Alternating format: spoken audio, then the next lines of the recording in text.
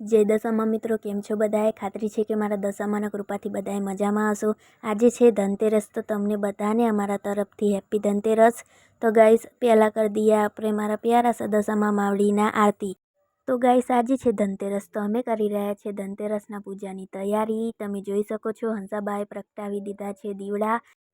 તો ગાઈસ, આજ ધનતેરસથી લઈને દિવાળી સુધી એટલે કે 5 દિવસ સુધી અમે ઘરમાં દીવા પ્રગટાવીએ છીએ। તમે જોઈ શકો છો અમે દીવા પ્રગટાવી દીધા છે અને બધે ઘરમાં મૂકી દીધા છે, તમે જોઈ શકો છો। અને ગાઈસ, દિવાળીના દીવાની રોશનીથી આપણા બધાનું ઘર ઝગમગી ઉઠે છે। અને ગાઈસ, આજે ધનતેરસ છે તો લક્ષ્મી પૂજા કરવાની હોય છે અને અહીંયા અમે તૈયારી કરી દીધી છે, તમે જોઈ શકો છો। અહીંયા ગાઈસ હંસાબા કરી રહ્યા છે લક્ષ્મી માને તિલક અને લક્ષ્મી માનો ભોગ પણ તૈયાર છે, તમે જોઈ શકો છો ગાઈસ। અને અહીંયા બધી તૈયારી થઈ ગઈ છે લક્ષ્મી પૂજા માટે।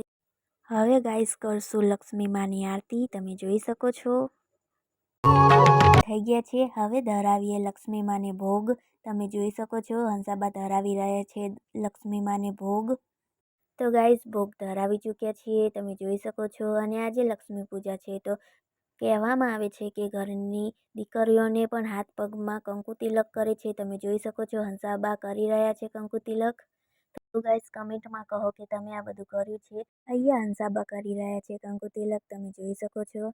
અને અહીંયા આવી ગઈ છે હની, એ પણ કરાવે છે કંકુ તિલક, તમે જુઓ ગાઈસ। તો હની રેડી છે કંકુ તિલક કરાવીને। તો ગાઈસ, અહીંયા ધનતેરસની પૂજા પૂરી થઈ ગઈ છે, તમે જોઈ શકો છો। જો તમને આ વિડીયો ગમ્યો હોય તો લાઈક કરો, શેર કરો અને સબસ્ક્રાઈબ કરો અને અમારી ચેનલને ખૂબ ખૂબ સપોર્ટ કરો। તો ગાઈસ, મારા ને મારા પરિવાર તરફથી તમને બધાને ધનતેરસની ખૂબ ખૂબ શુભેચ્છાઓ। તો મળીએ હવે નેક્સ્ટ વિડીયોમાં, ત્યાં સુધી જય દશામાં।